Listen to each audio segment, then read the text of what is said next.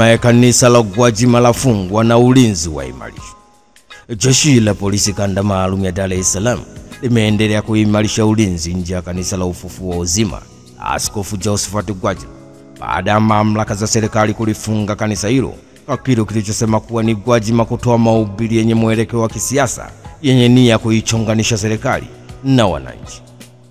Kamanda wa polisi kanda maalum ya Dar es Salaam Jumanne Muliro Jumanne amethibitisha kufungwa kwa kanisa la Ufufuo wa Uzima Askofu Gwajima, ambapo amesema ni kweli polisi walifika kanisani hapo ili kuzuia shughuli zote za ibada zilizokuwa zikiendelea, na baadhi ya waumini waliokaidi agizo la polisi kusababisha vurugu wameshikiliwa kwa ajili ya mahojiano. Akiongea jijini Dar es Salaam Jumanne Muliro Jumanne amesema tulikuwa kanisa la Ufufuo wa Uzima, wakati tukiendelea cha kufanya kuna baadhi ya watu walikuwa wanafanya mambo ya kufanya kutoelewa hivi. Ilibidi tuachukue na tuende nao, kuongea nao vizuri, tujue kweli walikuwa hawaelewi kilichokuwa kinafanywa na maafisa wa jeshi la polisi au walikuwa wanaleta fujo. Kama Gwajima akitaka shughuli za ibada ziendelee kufanyika, basi afuate utaratibu wa kisheria, ikiwa ni pamoja na kukata rufaa kwenye mamlaka za kisheria zilizowekwa, lakini kwa sasa tunaelekeza kitu ambacho ni sheria na mamlaka iliyowasajili, ambapo tayari imesitisha shughuli zao. Ni taarifa kutoka jijini Dar es Salaam. Hatimaye jeshi la polisi kanda maalum ya Dar es Salaam limeendelea kuimarisha ulinzi nje ya kanisa la Ufufuo wa Uzima wa Askofu Gwajima baada ya mamlaka za serikali kulifunga kanisa hilo kwa kile walichosema kuwa Gwajima kutoa mahubiri yenye mwelekeo wa kisiasa yenye nia kuichonganisha serikali na wananchi. Wanajeshi wa JWTZ waliofia DRC wakumbukwa. Kikosi cha 11 cha Tanzania kinachohudumu katika nchi za Jamhuri ya Kidemokrasia ya Kongo chini ya mwamvuli wa MONUSCO kimeungana na walinda amani wengine kuadhimisha siku ya walinda amani duniani, kauli mbiu mwaka huu ikiwa ni mustakabali wa ulinzi wa amani. Maadhimisho hayo yamefanyika katika makao makuu ya kikosi cha Tanzania Mavivi, ambapo mgeni rasmi alikuwa mdhamini mkuu wa vikosi vya MONUSCO Brigadier General Diamond Meshack Madie. Maadhimisho hayo yamepambwa na gwaride maalum ambalo lilipita mbele ya mgeni rasmi ambaye ameweka shada la maua kwenye mnara wa mashujaa kuwakumbuka wanajeshi waliopoteza maisha wakiwa katika jukumu la ulinzi wa amani DR. Walinda amani wa kikosi cha Tanzania wameeleza pia jinsi walivyoadhimisha siku hiyo katika majukumu yao ya ulinzi wa amani.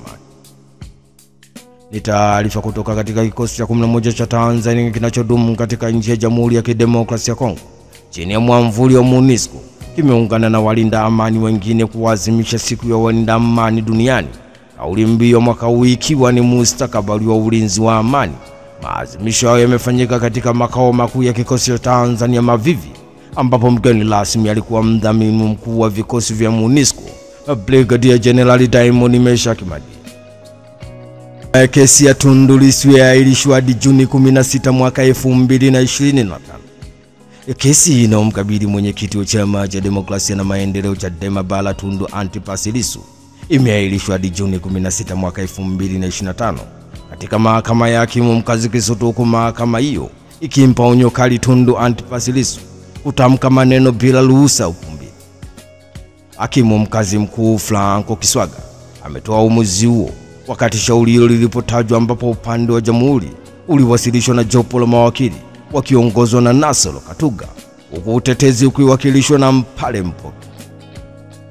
Katika maelekezo yake, hakimu Kiswaga alisema hakuna ubishi kuwa mshtakiwa alitamka maneno ya no reform no election akiwa mahakamani. Kauli ile utafsiriwa na upande wa jamhuri kuwa ni kuzalau mahakama mara tu mahakama inapokaa inakuwa kamili.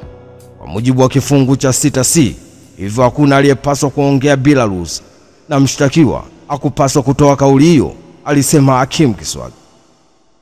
Aidha, mahakama ilisisitiza kuwa ni marufuku kwa mtu yoyote, iwe ni mshtakiwa au msikilizaji wa kawaida, kuzungumza bila ruhusa ya mahakama. Hatua hiyo ni muhimu kuhakikisha mahakama inafanya kazi yake kwa kufuata sheria na si miemko ya mtu binafsi, alisema hakimu.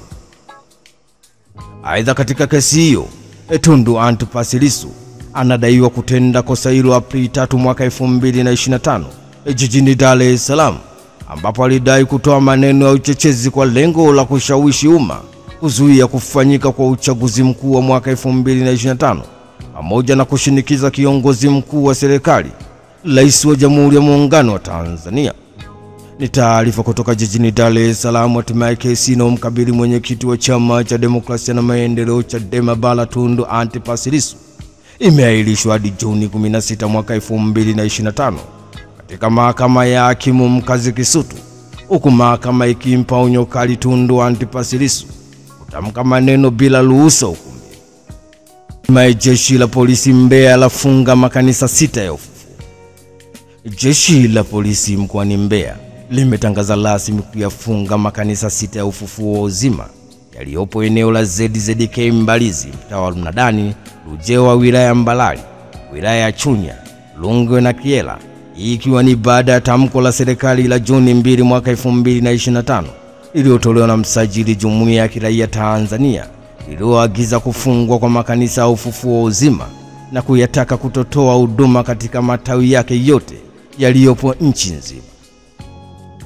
Kamanda wa jeshi la polisi mkoa wa Mbeya mwandamizi Benjamin Kuzaga ametoa taarifa hiyo. Amesema wanaendelea na ufuatiliaji ili kubaini uwepo wa makanisa hayo na kuchukua hatua, kwamba mpaka sasa wamekushaweka ulinzi ili kuhakikisha hakuna shughuli zozote zitakazofanyika kwenye makanisa hayo.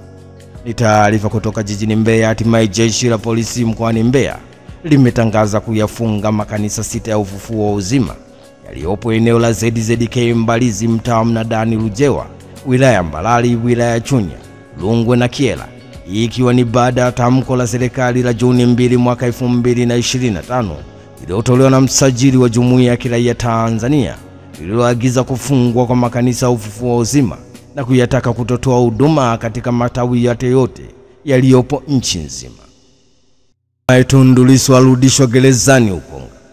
Mahakama ya hakimu mkazi Kisutu imeshindwa kuwasikiliza mashahidi 15 katika kesi ya kuchapisha taarifa za uongo inayomkabili mwenyekiti wa Chama cha Demokrasia na Maendeleo Chadema Bara Tundu Antipas Lissu baada ya Jamhuri kufungua maombi kuhusu mashahidi.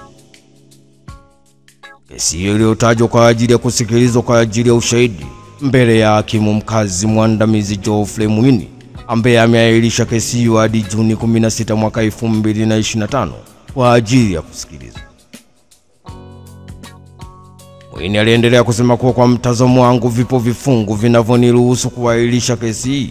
Pia busara zinaelekeza hivi, ama kuna maombi mengine yanayoendelea na ahirisha kesi hii hadi Juni 16 mwaka 2025, alisema hakimu Mwini. Awali wakili wa serikali mkuu Nasolo Katuga alisema shauri hilo lililoitishwa kwa ajili ya kusikilizwa, lakini wamefungua maombi mengine mahakamani hapo nambari 13198 ya mwaka 2025 juu ya kuomba kinga kwa baadhi ya mashahidi wao, hivyo wanaomba iwailishwe. Shauri hilo linakuja mbele yako kwa ajili ya kusikilizwa. Mshtakiwa yupo, ila upande wa Jamhuri kupitia kifungu cha nambari 188 kifungu cha kwanza cha sheria mwenendo wa makosa ya jinai tumeleta maombi. Tumeyafanya mahakamani hapa. Tutataja majina na mazingira ya kesi, mwenendo wa sheria ambapo yanaweza kuathiri mwenendo wa shauri. Tulikuwa tunaomba kwamba mahakama yako iailishe shauri hili chini ya kifungu nambari 225 cha sheria na mwenendo wa mashauri ya jinai, kutoa nafasi ya maombi haya kwa Jamhuri uweza kuwasikilizwa na kutolewa maamuzi. Maamuzi yatakuwa yametupa mwanga na jinsi gani ya kwenda na hili shauri, hivyo ni busara mahakama ikatoa uahirisho.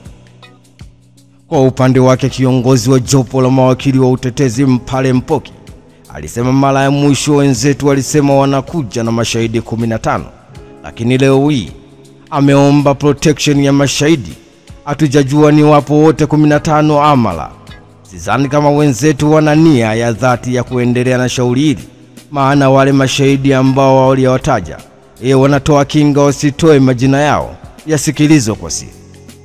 Na msingi huo naomba nipinge kwa nguvu. Sina kupinga kuahirisha kesi, Ni taarifa kutoka jijini Dar es Salaam. Hatimaye mahakama ya hakimu mkazi Kisutu imeshindwa kuwasikiliza mashahidi 15 katika kesi ya kuchapisha taarifa za uongo inayomkabili mwenyekiti wa Chama cha Demokrasia na Maendeleo Chadema Bara Tundu Antipas Lissu baada ya jamhuri kufungua maombi kuhusu mashahidi.